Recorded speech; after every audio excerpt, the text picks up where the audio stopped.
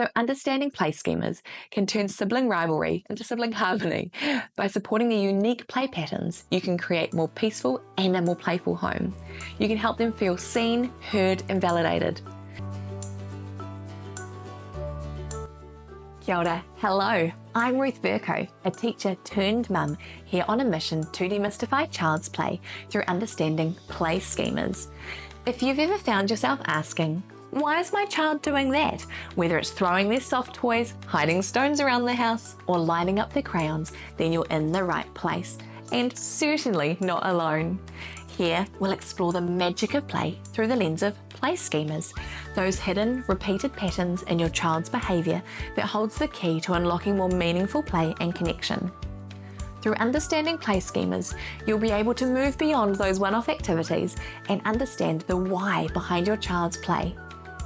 Join me each week as we dive into playful insights that will help you bring more joy, connection, and understanding into your parenting journey and set the stage for a lifetime of learning. Let's dive on in. Hello and welcome back to Demystifying Child's Play. I'm Ruth Verco, your guide to demystifying the fascinating world of kids playing. Whether you're out on a walk, catching a rare moment of quiet, or multitasking around the house, let's dive on in. Now this week is week 2 of a 3-part series. Last week, we talked about independent play and how understanding play schemas can help your child engage for longer and really enjoy what they're doing. This week, we're talking about others. So if your child is playing with a sibling or a friend, how understanding play schemas can really help the chaos. And next week, we're going to be talking about adults, how you or maybe a family member or friend can play with your child without taking over, and how play schemas and understanding them can really make so much more fun. So for this week, let's picture that your child is gleefully launching toys across the room, while your preschooler is cocooning themselves in every blanket they can find. Sounds familiar? If sibling playtime sometimes feels like a clash of the titans, then this episode is for you. Today we're going to explore how understanding child's play can help siblings or friends play more harmoniously. Less chaos, fewer arguments, and more fun. So let's make it happen. Now, if you're thinking, what are play schemas? They are the natural patterns of behaviour and play that children use to explore the world. It's like their personal play blueprints. If you're unsure, go over to playschemas.com/free, and there I've got a schema guide showing the top 10 play schemas and explaining a little bit about what they are. So head over there if you want some more information. Now today I'm going to say siblings a lot, because if you have more than one child at home, it's more than likely you've seen one, if not 100,000 clashes. But a lot of what I'm saying can be the same applying for friends as well. I'll never forget the time our son had his first 2 friends over that he chose, not ones that we chose. It amazed me how quickly they went from best friends to enemies. The only harder thing will be not having as much of a chance to observe the schema that the friend is working through. So I suggest maybe taking the chance at the start of the playtime to watch, or just ask their parent. And if they give you a confused face when you say, what schema are they working on? Send them over to this podcast. Okay, so your child has a friend over, or their sibling, and one child is loving throwing balls, which would be the trajectory schema, while another is obsessed with packing and carrying toys from one room to another, the transporting schema. Their play styles are different, but they're both equally valid ways of learning. Both need to be validated in their play. Choosing one play over another can be like picking a favourite child or only giving one a cookie. We all know what would happen then. And this is when clashes can happen. When siblings or friends are working on different schemas, they can feel like their play is at odds. One is building a masterpiece and the other is accidentally or intentionally tearing it down. Sound familiar? It's like one sibling wants to conduct a symphony while the other is hosting a rock concert. Both have their creative vision, just not quite in sync, and don't always sound great together. So this is why understanding schemas can transform sibling play. So when you understand which schemas they can work through, firstly, you can get fewer arguments. When you understand these schemas, you can set up activities or spaces that reduce conflicts and prevent the dreaded, "Mom, they're ruining my game" moments. But the caveat for the setup is, if you listen to the independent play one, or if you haven't, go back. You don't need to create Pinterest-worthy setups. Just provide toys and objects they'll be interested in. For example, if your child is into enveloping and you don't want your couch pulled apart, provide blankets or scarves. Knowing which schema they're working through can help you be one step ahead and help everything work well together. So you're not setting up this amazing play space that they're just not interested in. Another way that using the schemas and knowing about them can help is encouraging more cooperative play. When you create opportunities for schemas to overlap, it allows siblings to connect while exploring their own unique play styles. They can be playing individually together. It also supports their individual growth. Each child gets to develop their schema without feeling overshadowed, leading to more meaningful play. And last but not least, your sanity.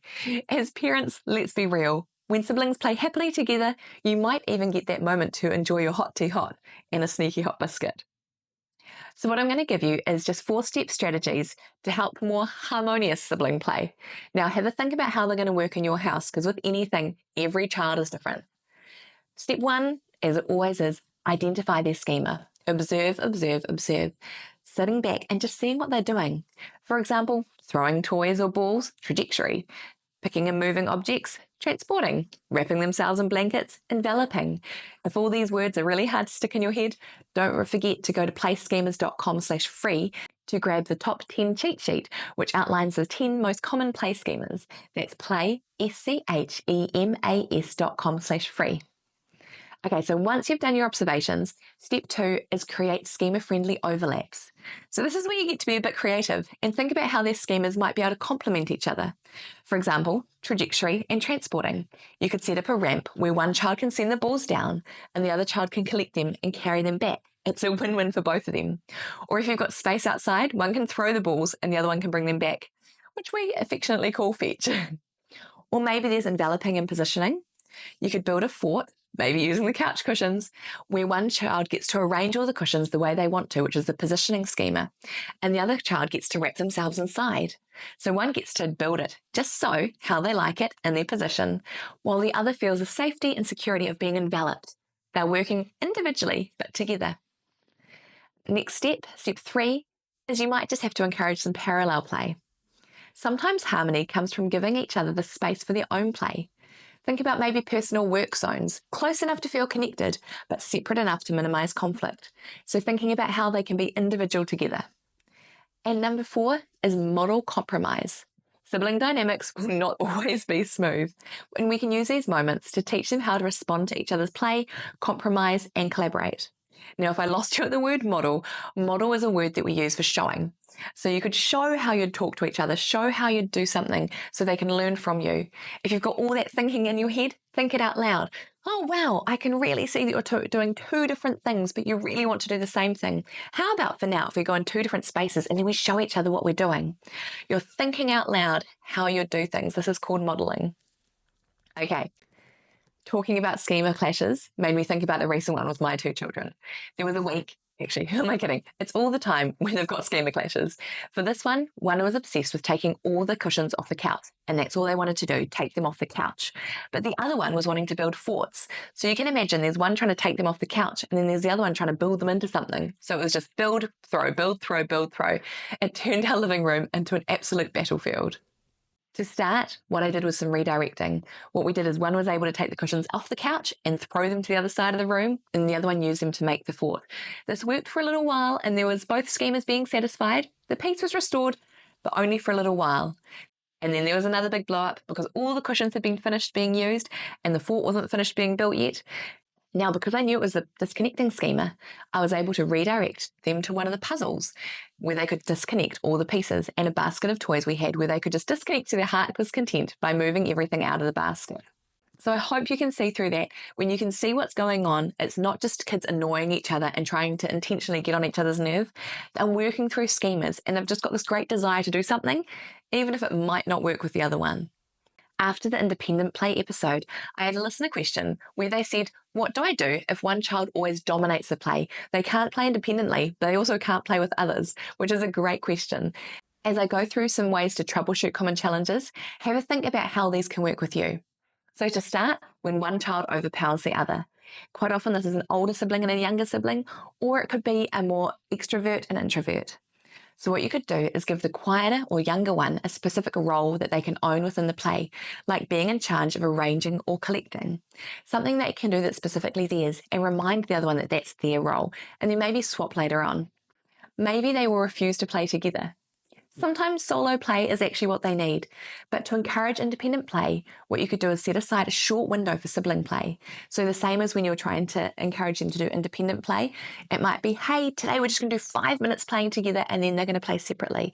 It might be, again, like the independent play, you sit in the room so you can kind of manage the play, and then as they get better at playing together, you can move further and further away.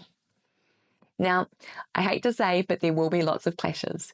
When you have them, there's ways to manage them, and one of the best ways is to validate their feelings.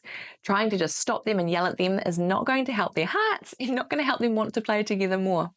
So start by validating their feelings, saying, I see you're both upset. Let's figure out how to make this fun for both of you. Then maybe you could offer a fresh play idea that works for both schemas, or help them to come up with something together. Depending on their age, the more they're involved in it, the more they're going to enjoy it. So for your takeaway this week, I'd really love you to observe your child's play schema, note their differences, and see how you can overlap an activity that supports both play styles. And then celebrate the moments of collaboration and cooperation with specific praise, such as noticing what they're doing and saying it to them.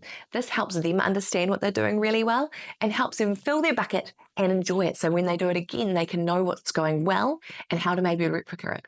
And of course, older and younger will depend on how well they can do this, but if you're starting young, they'll get used to it and get better and better at reflecting themselves as they're older.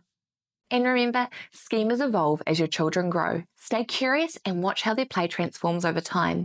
They may have one schema they're working on, they may have 2 or 3. They may have been working on one schema one way, and then in a couple of weeks they're working on it but in a different way. It's really interesting to see how their play can grow and develop so quickly.